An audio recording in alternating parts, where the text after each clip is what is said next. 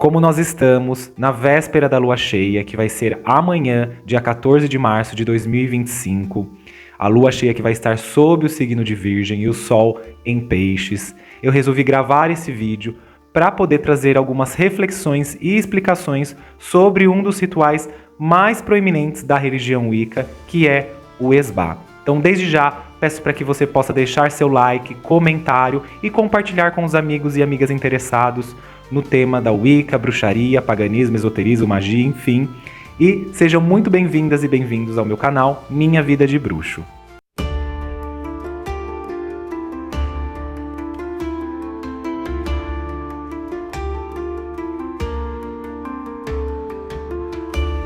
Nós podemos dizer que existem dois rituais proeminentes presentes na religião Wicca, que é os sabás e os esbás. E esses dois rituais, eles se complementam dentro da prática wiccaniana, dentro do ciclo devocional wiccaniano. Mas também eles se relacionam do ponto de vista que, enquanto um tem um aspecto mais solar, que é os sabás, porque eles trazem consigo as mudanças sazonais, a relação dos grandes ciclos de vida, morte e renascimento, espelhados aí dentro da mítica do deus cornífero e sua relação com a deusa, os seus aspectos de sacrifício e fertilidade. Por outro lado, os esbás, eles vão falar sobre os nossos ciclos mais subjetivos, psíquicos, as nossas flutuações psíquicas, as flutuações de humores e as marés de poder que há nesse lugar, das fases lunares e também do momento lunar. E por isso é importante a gente compreender isso, porque os aspectos relacionados mais aos esbás vão estar tendo uma relação mais com a prática da magia em si, e não uma celebração necessariamente como é com os sabás. E é interessante a gente poder pensar essa relação dos esbás, porque eles funcionam quase como se fosse, eu vou fazer um paralelo, sem ser um paralelo real, né, um paralelo só de comparação, como se fosse uma missa pagã, como se fosse um momento específico de culto e de prática dentro da religião Wicca, que acontece mensalmente ou pode acontecer mais de uma vez por mês, dependendo aí da prática e também da tradição ou do tipo de trabalho wiccaniano que esse bruxo ou bruxa faz, tá?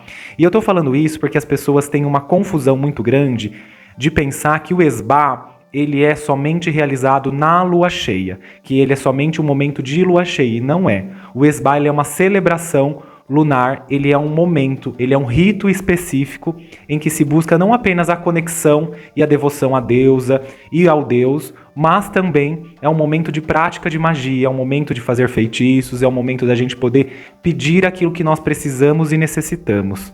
E é bem interessante isso porque as pessoas acreditam que um esbá, quando ele só é feito na lua cheia, mas a gente pode fazer em todas as fases lunares. Tanto que muitos grupos, muitos praticantes, realizam até mesmo 4 esbás ao longo do mês aí lunar, né? Que dura 28, 29 dias. Que pode ser esbás de lua nova, lua crescente, lua cheia, lua minguante.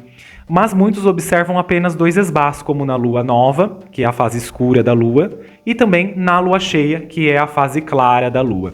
No entanto, também esses termos podem confundir um pouco os aspectos que essas fases lunares carregam.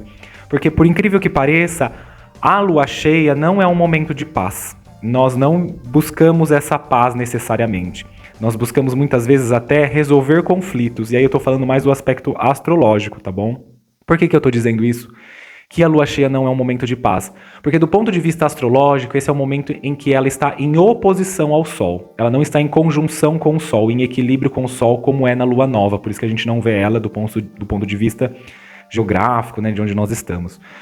O que nós vamos entender é que esse momento de oposição cria tensão. E é até interessante que isso vai se espelhando ao longo da roda zodiacal. Porque a Lua, assim como o Sol, atravessa os 12 signos astrológicos tropicais. E também a gente poderia falar da astrologia sideral, mas isso deixa para um outro momento, um outro vídeo, uma outra explicação. Mas é um momento que esses signos estão opostos, que são opostos complementares. Por exemplo, nós estamos no Sol em Peixes nesse momento. E a lua cheia, quando o Sol está em Peixes, sempre vai cair em Virgem, que é o signo complementar e oposto à lua cheia. É oposto à lua cheia, não.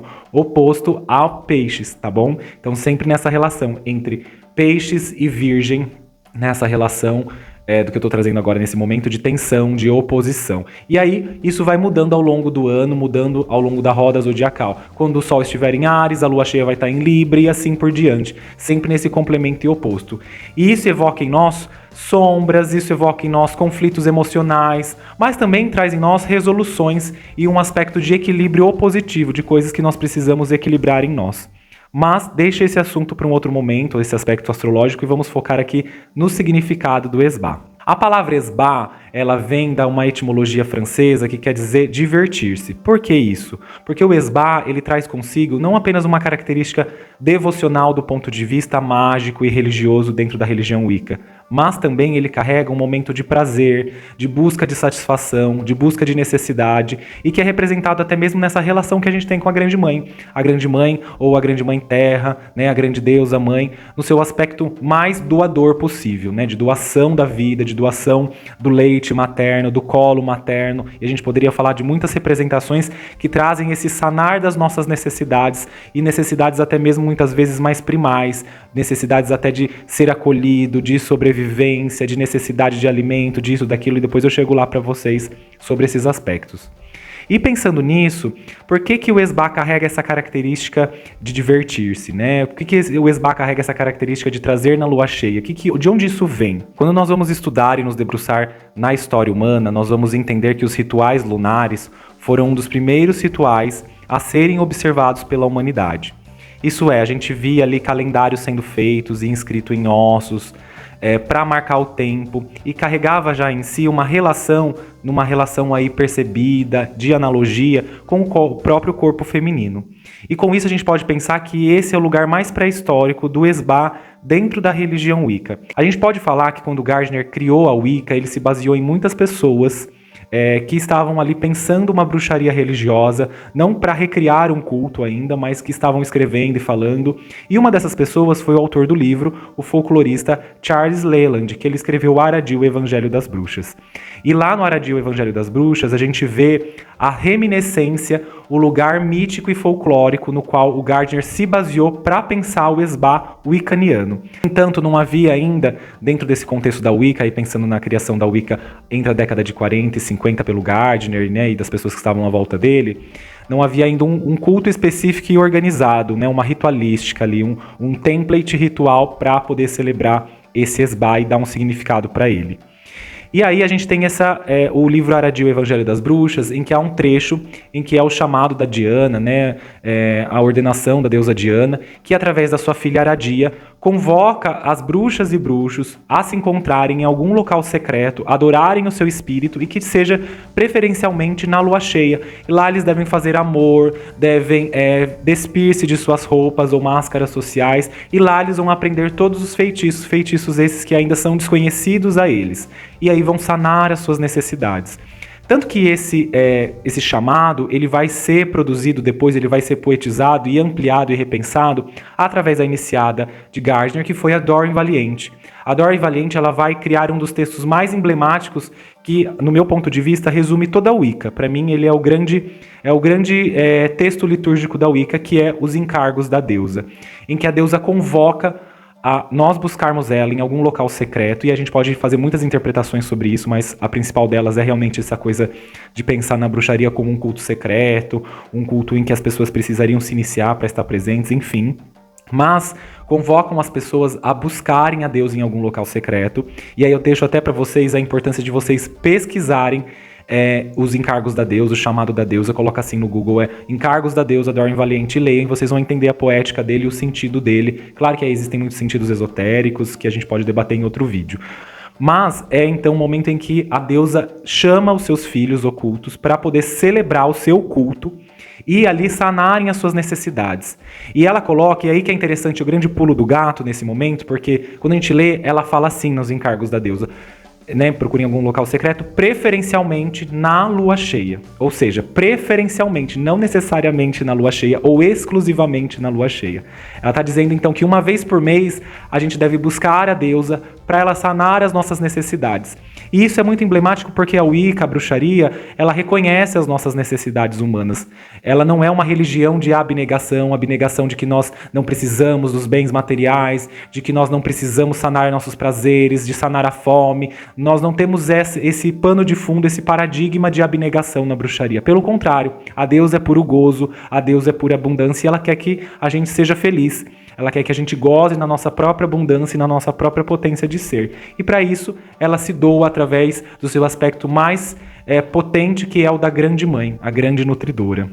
E aí ela pede para que a gente busque ela, e nesse momento de busca ela vai nos ensinar os mistérios que ainda são desconhecidos a nós, ou seja, ela vai chamar a nossa alma para que a gente busque isso, para que a gente encontre isso. E não só isso, ela vai nos ensinar os feitiços que ainda são desconhecidos. E aí caberia também outras interpretações, mas é o momento da gente poder pensar então que a deusa, ela não está apenas dando a nós, mas ela está nos ensinando através da feitiçaria, da prática da magia, que a gente busque por nós mesmos. É um momento em que o esbá, ele também culmina nesse lugar de fazer um pedido, fazer um ritual, fazer um feitiço para sanar uma necessidade, para pedir algo a nós, para nós.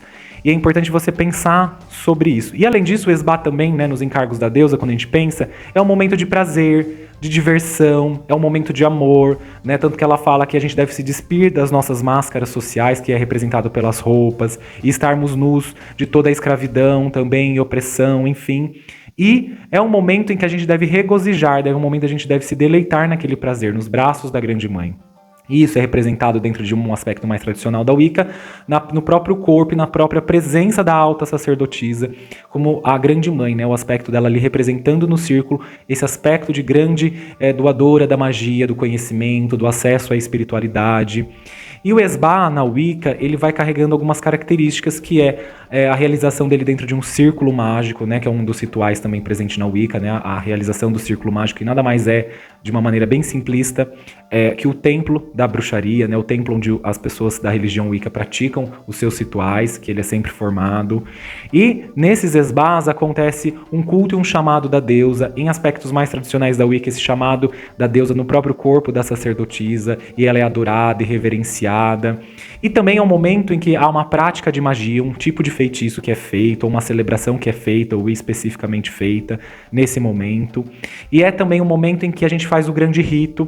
Claro que ele também pode estar presente no sabás, mas é o grande rito simbólico, que é a união do cálice com o atame, da lâmina com o cálice, que vai representar aí essa união da fertilidade, fertilizando o que há dentro do cálice, que é o vinho. E esse vinho também é bebido e compartilhado e libado aos deuses. E é também consumido bolos, né? Bolos, aí tem o ritual do bolo e do vinho, do pão e do vinho, em que é também dedicado aos deuses, dedicado à deusa, como seu aspecto de abundância, de sanar a nossa fome. E isso sela a prática do esbá, né? Isso traz com ele esse selamento da prática do esbá. E o esbá, ele também pode ser uma cerimônia mais simples que isso, mas ainda assim uma cerimônia em que você senta diante do seu altar e medita sobre a lua cheia, oferece vinho, oferece pão, oferece essa conexão, faz um pedido à deusa, ou busca um conhecimento dentro da deusa, na deusa. Então é importante vocês pensarem sobre isso. E a celebração dos esbás vai alimentar na alma, né, no corpo, enfim, no praticante da religião Wicca, o poder da magia, o poder de se afinar com os outros reinos da realidade e também despertar em nós potências psíquicas. Então, eu quero desejar a você um excelente esbá, uma excelente celebração. Deixo a dica para vocês lerem sobre o esbá também em muitos livros sobre a religião Wicca. E também falo para vocês, leiam os encargos da deusa. E se você quiser, até como uma ideia para sua celebração de esbá, eu vou trazer uma dica para vocês celebrarem seu esbá hoje.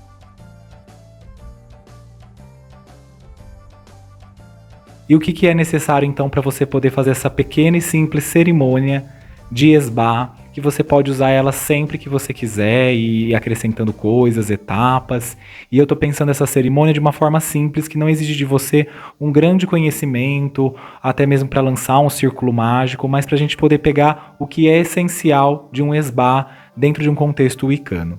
Então vamos primeiro à parte material. O que você vai precisar de instrumentos e elementos? Você vai precisar de uma vela branca, porque essa vela branca ela vai representar a energia da lua, simbolicamente a energia da lua aí diante do seu altar, e você pode fazer esse ritual tanto ao ar livre, quanto em o seu quarto ritual, né, um espaço da sua casa em que você tenha privacidade, e você vai realizar esse ritual lembrando à noite, tá bom? Após o pôr do sol, ou mais aí próximo do apogeu da lua cheia no caso é a meia-noite, então para você fazer esse ritual. Então você vai precisar de um cálice Pode ser um cálice de vidro ou seu cálice ritual, feito de um outro material, para poder conter o vinho. Então você também vai precisar de vinho tinto.